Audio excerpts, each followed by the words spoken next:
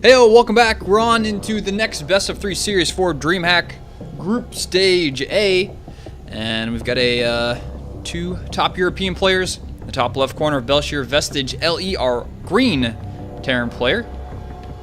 The barcode, this brother barcode, is Lucifron, and his opponents. As soon as I can get my hotkeys correct, there we go.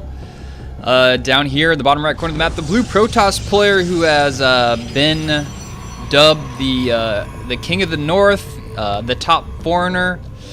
He has many titles, but you know him by Naniwa. Recently gaining the top foreigner title after beating Scarlet in a Bitcoin show match, which was a pretty cool thing. Oh gosh, okay. Whew. You know, I went on vacation over the holidays up north, my house, where my family lives, and it's cold up there. Like, it snowed twice, and it was like below zero most of the time. And I come back down here to the south in the United States, and the cold followed me. You know, it's normally like 50 or 60 down here, and it was like below freezing the past 2 days since I've been down here. It's been crazy. I almost never have to wear winter clothes, but I don't know what happened.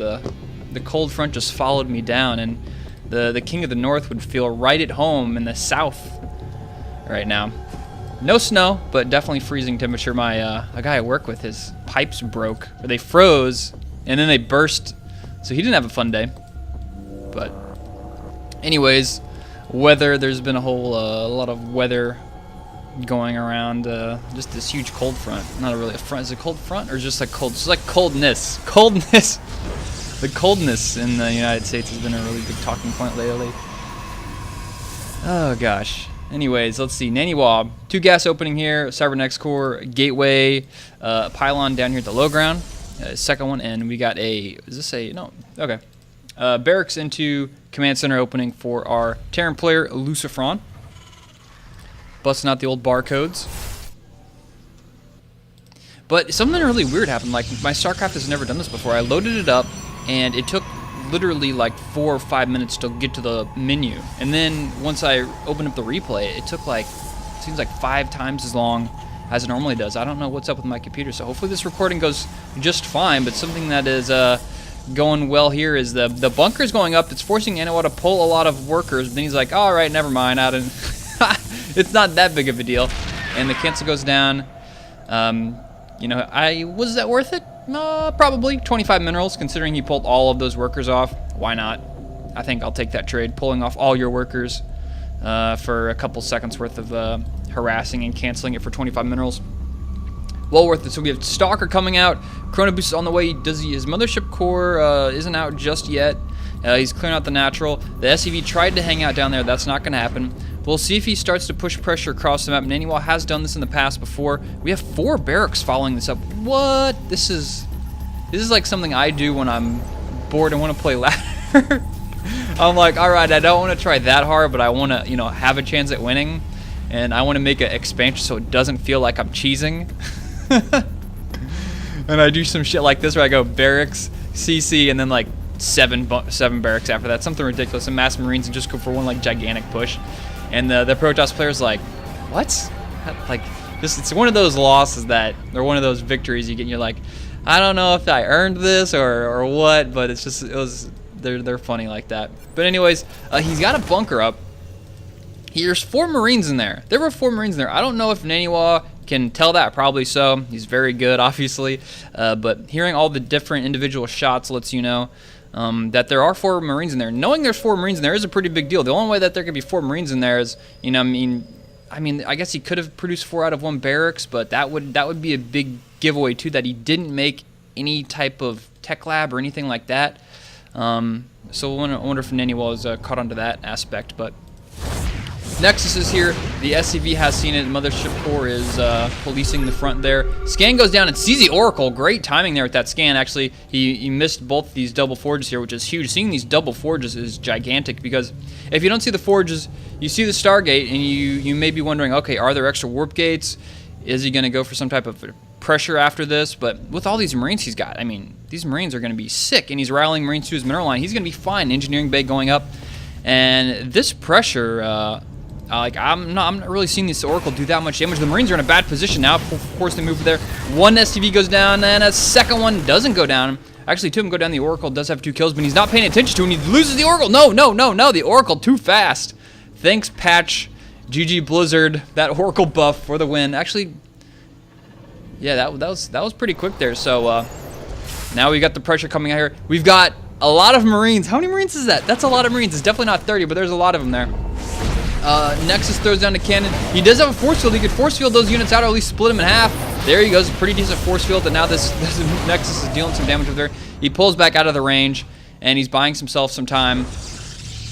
But, I mean, he could just walk in here and start killing some probes if he feels like it. He can walk up that ramp. Actually, no, he can't. That force field can go up here.